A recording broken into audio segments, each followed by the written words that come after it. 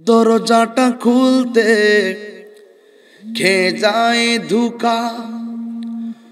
মা বুঝি বলছে এলে নাকি খোকা। দরজাটা খুলতে খেয়ে যায় ধোঁকা। বাবা বুঝি বলছে এলে নাকি খোকা। বুকের ভেতরটা নড়ে চড়ে ওঠে, চোখ বেয়ে জল নেমে আসে। শুধু মানে মনে হয়েছে একটা কথা। আজাদ সাহেব তার ফেসবুক আইডি থেকে কয়েকদিন আগে একটা স্ট্যাটাস দিছে, আমি আমার চোখের পানি আইসা পড়ছে। আমি তো অনেক সময় অনেক কথা বলি না, এরপরে বলে ফেলছি কেন জানেন? বলছে আগে ওয়াজ মাহফিল করতাম, ওয়াজ মাহফিল করে বাড়িতে যাইতাম, মা দরজা খুল্লা দিত, এইরকম একটা স্ট্যাটাস আমি ওনার আইডিতে দেখলাম। দেখার পরে আমি কি সে যে লেখছে ঠিক আছে, কিন্তু তার কলিজাটা যে ভাগ ভাগ হয়ে গেছে। আমিও যখন বাড়িতে যাই দরজাটা দেখলে কলিজাটা ভাগ ভাগ হয়ে যায়। এ বাবারে না হারাইলে এই ব্যথাটা মনে হয় কি অনুভব করতে পারবেন না। মাকে না হারাইলে অনুভব করতে পারবেন না। এই যে বিদেশ বসে রয়েছে, মা বাপের কথা কিন্তু এরা কান্দে। আমি বাইরে গেলে সত্যি কথা বলি কি, আমি দরজা দেখলে আমার আব্বার কথা মনে হয়, বেশি হয় আর কি। আমার আদর করছে বেশি। আমার এই পর্যন্ত আনার পিছনে আমার বাপ তো একটা কারিগর। দরজাটা খুলতে খেয়ে যায় ধোঁকা। বাবা বুঝি বলছে এলে নাকি খোকা।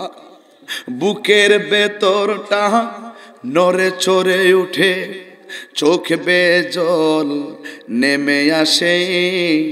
শুধু মানে শুধু মানে শুধু মানে শুধু মানে এই সেই ঘর, এই সেই খাট, বিছানার পাশে আছে পানের বাটা, চশমাটা পড়ে আছে পাশে। শুধু মানে শুধু মানে শুধু মানে শুধু মানে এই জানি ফিরে পাবো না হারানো তিথি। বাবা শুধু তাহিরির ফেমে বাঁধা স্মৃতি। জানি ফিরে পাবো না হারানো তিথি। বাবা শুধু তাহিরির ফ্রেমে বাঁধা স্মৃতি। বুকের ভেতরটা নড়ে চড়ে ওঠে, চোখ বেয়ে জল নেমে আসে। শুধু মানে শুধু মানে শুধু মানে শুধু মানে এই সেই ঘর, এই সেই খাট, বিছানার পাশে আছে পানের বাটা, চশমাটা পরে আছে পাশে। শুধু মানে শুধু মানে শুধু মানে শুধু মানে। একজনের চেহারার সঙ্গে কি আরেকজনের চেহারা মিলে? এত সুন্দর করে আল্লাহ বানাইছে, বলেন না? তোমার সৃষ্টি যদি হয় এত সুন্দর, না জানি তাহলে তুমি কত সুন্দর, কত সুন্দর। যে নবী উম্মতেরি বেদনায় আজও তিনি কাঁদিতেছেন মদিনায়। যে নবী উম্মতেরি বেদনায় আজও তিনি কাঁদিতেছেন মদিনায়। যদি সেই নবী সেই মন হয় এত সুন্দর, না জানি তাহলে তুমি কত সুন্দর, কত সুন্দর। একটা জবানও বন্ধ রাখবেন না, চিৎকার মেরে বলেন ইয়া রাসূলুল্লাহ। এবার মেয়ে ডাক দিয়ে কয়, তুমি হয়তো আমার চোখ দেখে আল্লাহকে গবেষণা করো, তাহার মানে বোঝা গেল আমার চোখ দিয়ে এমন অনেক আছে আমাকে গবেষণা করবে। মেয়েটার হাতের মধ্যে দুইটা ছুরি নিলেন। আল্লাহু আকবার বলবেন না? দুইটা ছুরি নিয়া চোখের ভিতরে এমন জোরে আঘাত করলেন, চোখ থেকে রক্তক্ষরণ হওয়া শুরু হলো। মেয়েটা মনে মনে কয় আমার চোখ দেখা যদি কেউ নষ্ট হয়ে যায় তাহলে আমাকে আল্লাহর দরবারে জবাব দেওয়া লাগবে। চোখের ভিতরে ছুরি ঢুকাইয়া দিছে। এই মেয়েটা রক্তক্ষরণ হতে হতে মেয়েটা মারা গেছে। মা কেন কান্দো? মা ডাক দিয়ে কয় হুজুর গো, ও হুজুর, আমার মেয়েটা বড় আল্লাহওয়ালা ছিল। আমার মেয়েটা কোনোদিন তাহাজ্জুদের নামাজও ত্যাগ করে নাই। মায়ের জন্য চোখের পানি ফালাইয়া ফালাইয়া দোয়া করবা এভাবে, আব্বা আম্মা যার শুই সে কবরে, কন্যা আব্বা আম্মা যার শুই সে কবরে, মাফ করে দাও দয়াল নবীর খাতিরে। এবার না বন্ধু নাই রে বান রে যে জাগায়, কন্যা আল্লাহ। আর আমার সাথে বলে আল্লাহ।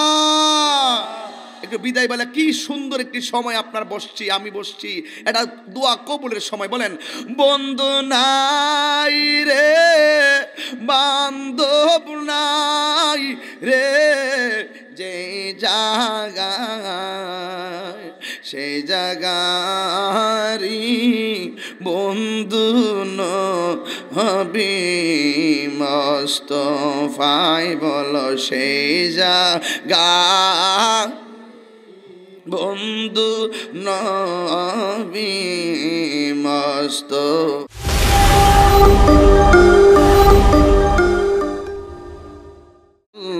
কত সুন্দর। তো মা সাউন্ড একটু বাড়াই দেন বাবা, আমার পরে বক্তা নাই তো, একটু তুলে দেন। তোমার সৃষ্টি যদি হয় এত সুন্দর না জানি তাহলে তুমি কত সুন্দর, কত সুন্দর। সামনে কয়জন আছি দেখি তো, 1 2 3 4 5 6 7 8 9 10। একটু দেখেন তো 10 জন যে তা বসলাম একটা এই চেয়ারের সারিতে, একজনের চেহারার সঙ্গে কি আরেকজনের চেহারা মিলে? কথা কয় না মিলে? এটা 10 জন তো কম, আপনার তো হাজার হাজার মানুষ। বলুন তো একজনের চেহারার সঙ্গে কি আরেকজনের চেহারা মিলে? এত সুন্দর করে আল্লাহ বানাইছে। বলেন না তোমার সৃষ্টি যদি হয় এত সুন্দর না জানি তাহলে তুমি কত সুন্দর, কত সুন্দর। যে নবী উম্মতেরি বেদনায় আজও তিনি কাঁদিতেছেন মদিনায়।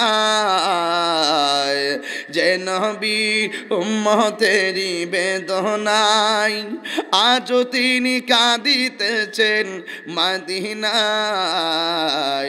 যদি সেই নবী সেই মন হয় এত সুন্দর না জানি তাহলে তুমি কত সুন্দর, কত সুন্দর। একটা জবানও বন্ধ রাখবেন না, চিৎকার মেরে বলেন ইয়া রাসূলুল্লাহ।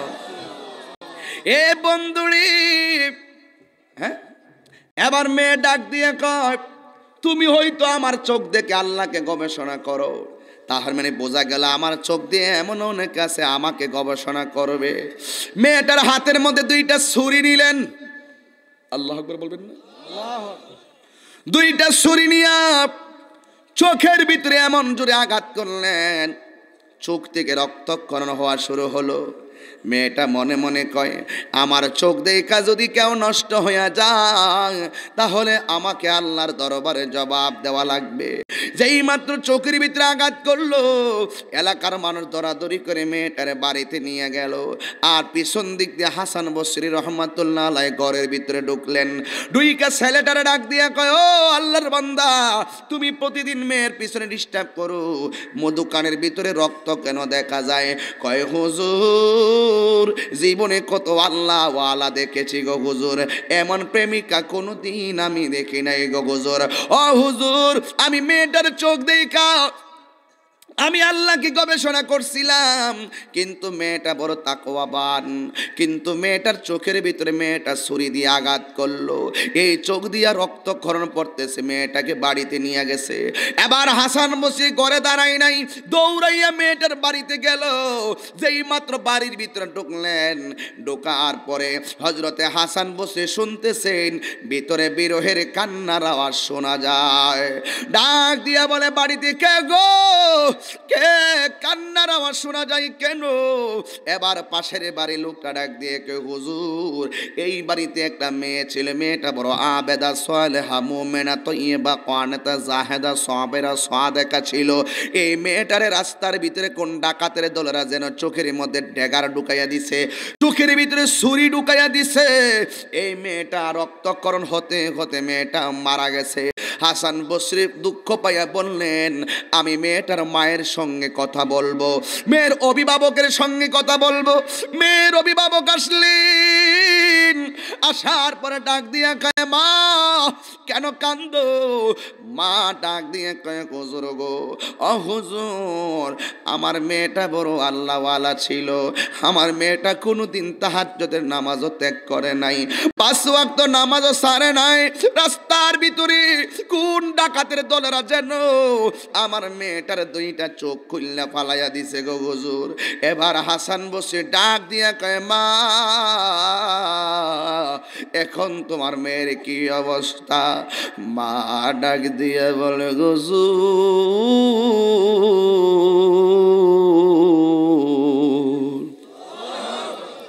আমার মেয়েটার চোখ থেকে রক্তক্ষরণ হতে হতে এই মেয়েটা কিছুক্ষণ আগে মেয়েটা দুনিয়া থেকে বিদায় নিয়েছে গো হুজুর।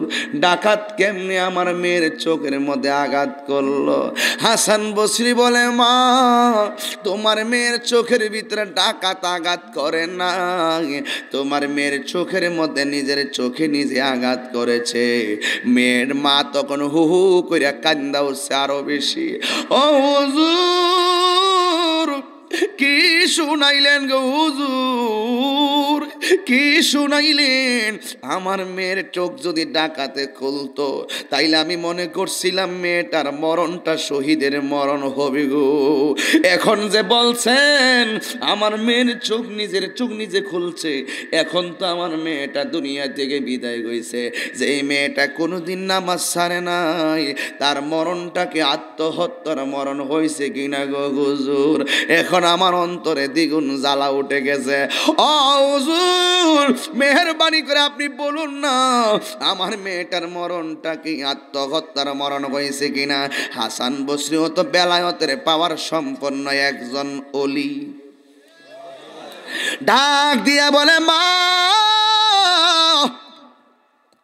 হুজুর পানি দাও। হুজুর পানি দিল। নামাজের মুসল্লা যাই নামাজটা দাও। যাই নামাজটা দিলেন। হাসান বসরি নামাজের মধ্যে দাঁড়াইয়া গেলেন। জানাজার মধ্যে নামাজের মধ্যে দাঁড়াইয়া 2 রাকাত নামাজ পড়লেন। 2 রাকাত নামাজ পড়ে সেজদার ভিতরে গেলেন। সেজদার ভিতরে যাইয়া আমার আল্লাহর একটা ডাক মাইরা বললেন ও আমার আল্লাহ, ও আমার আল্লাহ গো তোমার বান্দা তুমি নিয়ে গেছো, কোনো আপত্তি নাই। কিন্তু এই মেয়ের মা অবাগিনী মায়ের কলিজা ঠান্ডা হই না গো আল্লাহ। ও আল্লাহ এই মেয়ের মা মনে করছিল ডাকাতে গুলেছে শহীদের মর্যাদা পাবে। এখন মেয়েটা নিজের চোখটা নিজে খুলনা পালাইছে। এখন বলেন না এই মেয়েটার মরণটা কি শহীদি মরণ নাকি আত্মহত্যা? কিন্তু আল্লাহর পক্ষ থেকে জবাব আসে না। মা দক্ষিণে জ্বালা আরো দ্বিগুণ বাইরে গেছে। সন্তান যখন হারায় মা দুঃখিনীর মতন এমন পাগল আর কেউ হয় না। ওই নবীগঞ্জের মানুষ জবান খুইলা বলো ঠিক না বেঠিক? আরে আজকে তো ঘরের ভিতরে আমি ঢুকছি, লন্ডন থেকে ভিডিও কল দিতেছে, আমেরিকা থেকে ভিডিও কল দিতেছে আর দোয়া চাইতেছে। আমার ভাইয়ের কাছে অনেকে ফোন দিতেছে, খবর নিতেছে। মানুষ কতগুলা হয়েছে, তারা শুধু দোয়া চায়। কেন জানো নি? ওরা যদিও বিদেশ থাকে, মনটা বাড়িতে পইরা থাকে ভাইকে দেখার জন্য। ওরা যদিও বিদেশ থাকে, মনটা পইরা থাকে বাবাকে দেখার জন্য। ওরা যদিও বিদেশ থাকে, ঈদের দিন আসলে বাবার কবরটা জিয়ারত করার জন্য ওরা পাগল পাগল হয়ে কান্দে। কথা বলেন ঠিক কিনা বলুন? আবার বাড়িতে যখন কোনো বাপ মা থাকে, ভালো একটা রান্না করলে বিদেশের সন্তানটার কথা মনে হইয়া যায়। এই জন্য মা দুঃখিনী চোখের পানি ফালাইয়া কয়, হুজুর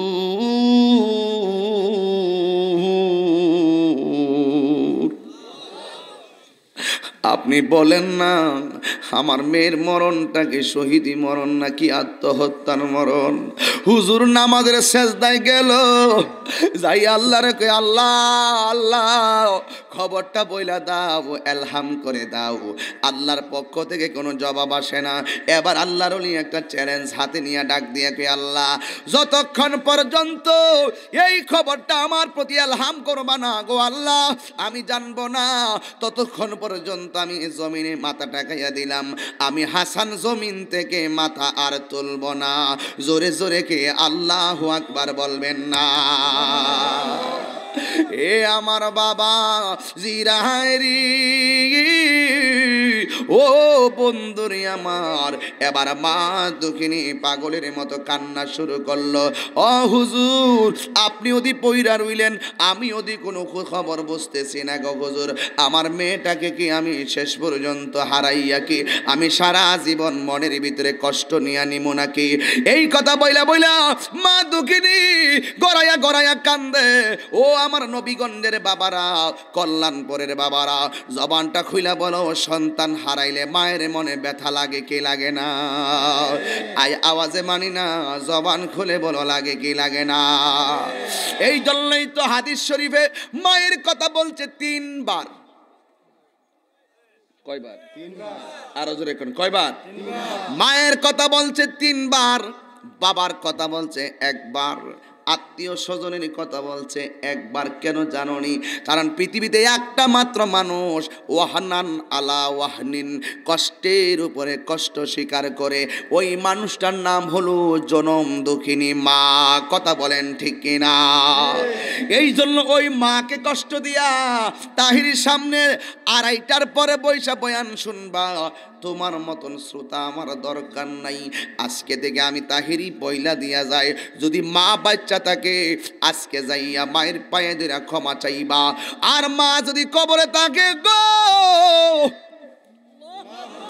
আগামী শুক্রবারে মায়ের কবরের পারে যাইয়া দাঁড়াইয়া মায়ের জন্য চোখের পানি ফালাইয়া ফালাইয়া দোয়া করবা এভাবে, আব্বা আম্মা যার শুই সে কবরে, কন্যা আব্বা আম্মা যার শুই সে কবরে, মাফ করে দাও দয়াল নবীর খাতিরে। এবার না বন্ধু নাই রে বান রে যে জাগায়, কন্যা আল্লাহ। আর আমার সাথে বলেন আল্লাহ।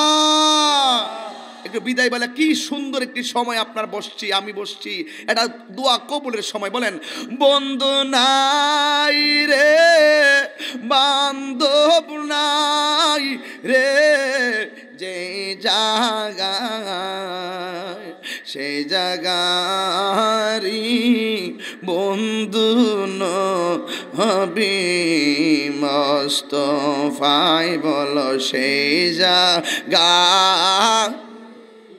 বন্ধু নবী মুস্তাফা। এই যুবক যুবক একটি কথা বলি রে যুবক, আমি সব মাহফিলি তো বলি, আবারও বলি যুবক, আজকেও যখন আমি মাহফিল করি শায়েস্তাগঞ্জ, আমাকে তারা বিষয় দিয়েছিল মা বাবা নিয়ে আলোচনা করে, পুরো 2 ঘন্টা আমি বয়ান করেছি, একটা মানুষ গাট্টা লড়াই নাই। আমি প্রতি মাহফিলে 5 মিনিট মায়ের কথা বলি। কেন বলি জানো? এই শীতটা আসছে না, এই শীতে তোমার আম্মা তোমার জন্য অনেক কষ্ট করছে। এখন বুঝবা না, যখন তুমি বিয়ে করবা, সন্তান একটা হইব, তোমার স্ত্রী যখন একটু পরে পরে উইট্টু সন্তানকে কোলে নিবে, তখন তোমার মাকে মিস করবা। ঠিক এভাবেই একটা স্বামী তার স্ত্রী নিয়ে শুয়ে আছে, মাঝপথে সন্তানটা উঠে গেছে, উঠার পরে হঠাৎ করে স্ত্রী তার সন্তানটাকে নিয়ে বাহিরে গেছে। ঘন্টার পর ঘন্টা ছেলেটা ঘুমায় না, ঘুম পাড়ায় রাখছে, স্বামী শুয়ে রয়েছে, শেষ পর্যন্ত সন্তানটা ঘুমাইছে। স্ত্রী সন্তানটাকেই ঘরের ভিতরে যখন আনছে, আয়না দেখতেছে তার স্বামীটা ঘরের ভিতরে নাই। তখন স্ত্রী সন্তানটাকে শোয়া দরজার মধ্যে দাঁড়ায় রয়েছে, কোথায় গেল আমার স্বামী, কোথায় গেল আমার স্বামী? হঠাৎ করে দেখতেছেন স্বামীটা চোখের পানি ফেলে ফেলে কাঁদতে কাঁদতে ঘরে ঢুকতেছে। আর স্ত্রী ডাক দিয়ে কই, স্বামী হে, আপনার সন্তানটা কান্না করলো ঘন্টার পর ঘন্টা, আপনার সন্তানটাকে আপনি কোলে নেন নাই, কিন্তু আমি ঘন্টার পর ঘন্টা কষ্ট করলাম, আপনি কোথায় গিয়েছিলেন?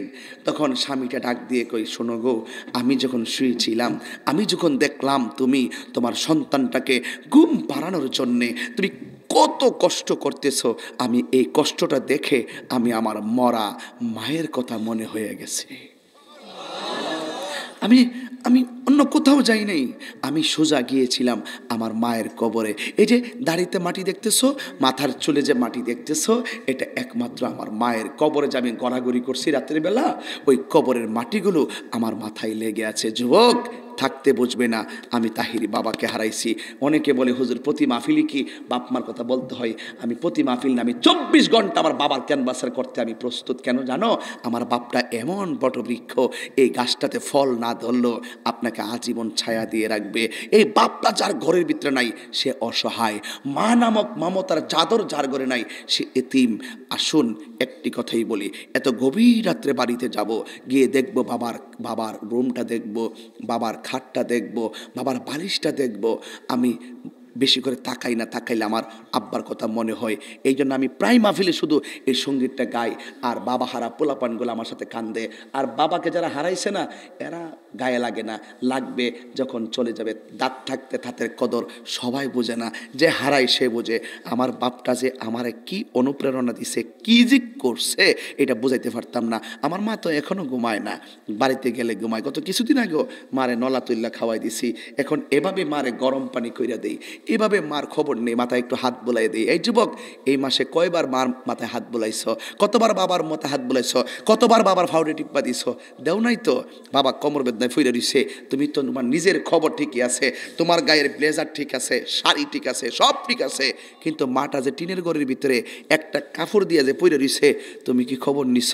বহুত মুরব্বী মার কাছে গেছি, অসুস্থ, আমার নিয়ে গেছে, হুজুর আমার আম্মার জন্য একটু দোয়া করে যান, আমার আব্বার জন্য দোয়া করে যান। বিশ্বাস করবেন কিনা, অসুস্থ মুমূর্ষু অবস্থায় এমনি ঘরে পইরা থাকে। কিছু কিছু মানুষ দেখছে মুরব্বী এইভাবে পইরা থাকে, কথা বলতে পারে না, কিন্তু তার কাঁথাটার মধ্যে গন্ধ করে। আমি বিশ্বাস করেছি তখন এই কাঁথাটা ধুইয়া দিব, এই ধৌত করে দিবে, পরিষ্কার করে দিবে, এই লোকটা ঘরের ভিতরে নাই। একদিন খবর মনে রাখো, ক্ষেতের ইটা ক্ষেতই ভাঙ্গে। তুমি তোমার মারে কষ্ট দিবা, তুমি মনে করিও না তোমার সন্তান তোমারে সুখ দিব।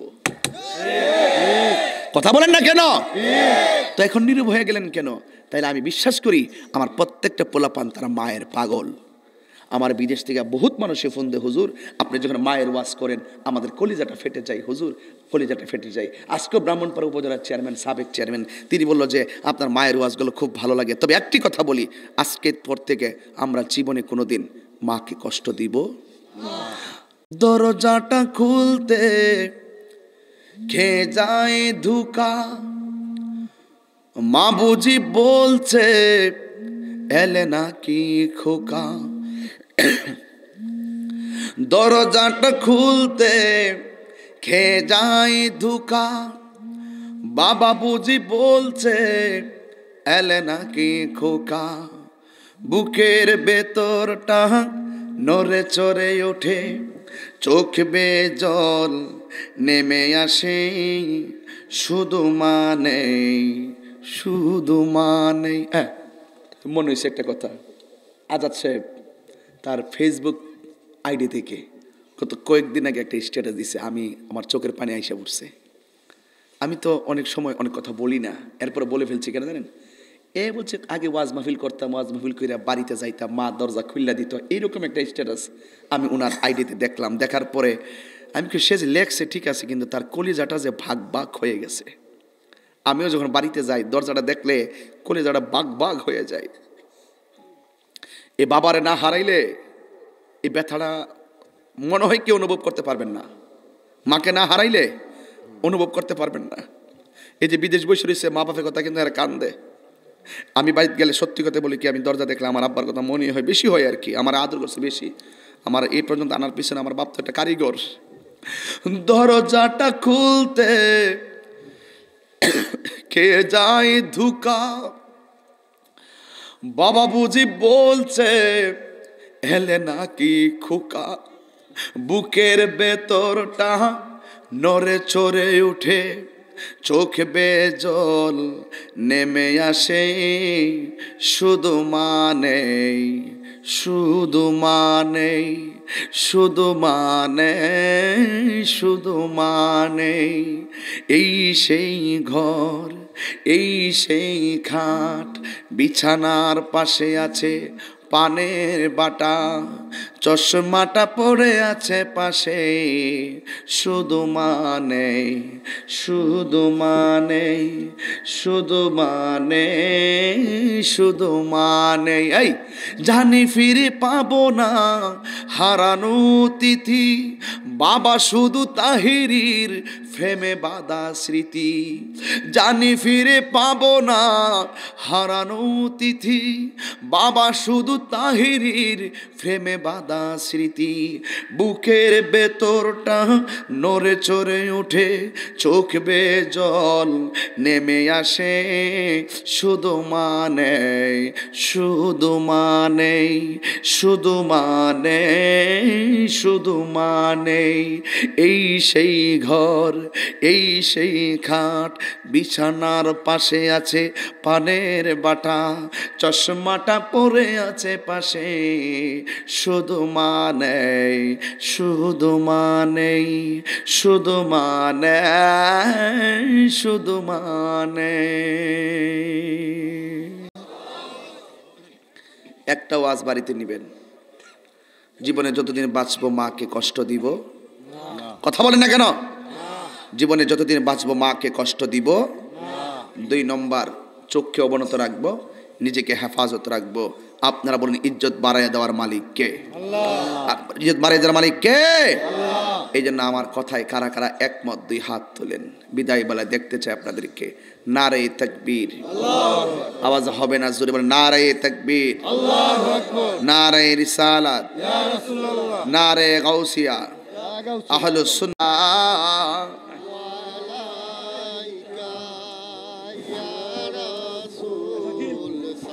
ओ साहिबा मिलेंगे तुमसे, আল্লাহ বাইরে वो तुमसे। কথা বলেন ঠিক না বেঠে? 2 হাত তুলে বলেন ঠিক না বলেন।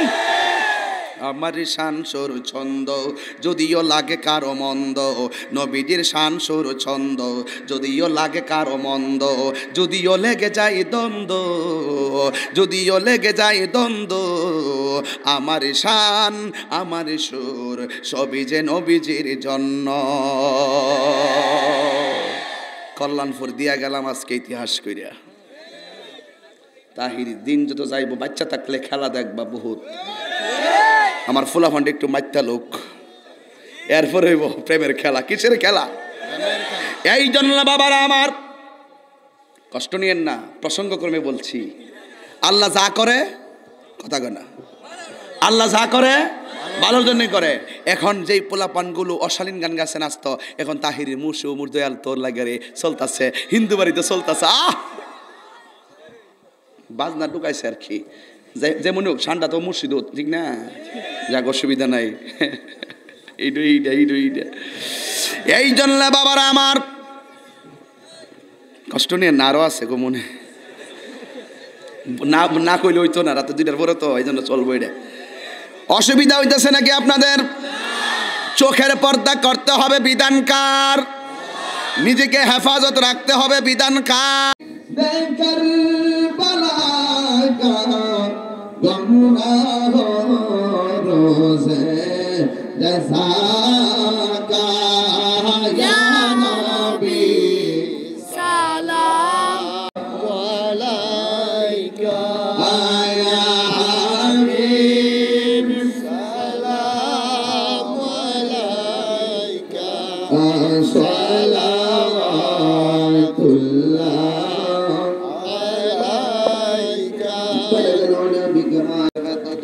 আল্লাহ কবুল করুন, আমিন। আল্লাহুম্মা আমিন। রব্বানা যালামনা আনফুসানা ওয়া ইন লাম তাগফির লানা ওয়া তারহামনা লানাকুনান্না মিনাল খাসিরিন। আল্লাহ, একটা মানুষ লড়ে না যারা তোমাকে মুহূর্তের জন্য ভুলে না, তাদের জন্য কি তোমার মায়া লাগে না? আমরার জন্য মায়া লাগেনি ও এলাহি,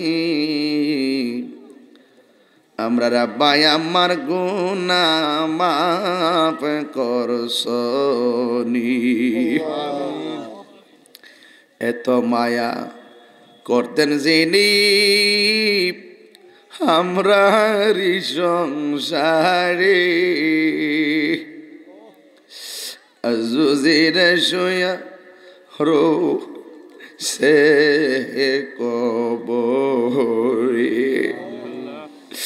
বন্ধু নাই রে, বান্ধব নাই রে, যেই জায়গায় সেই জায়গারি বন্ধু নবী মুস্তাফা।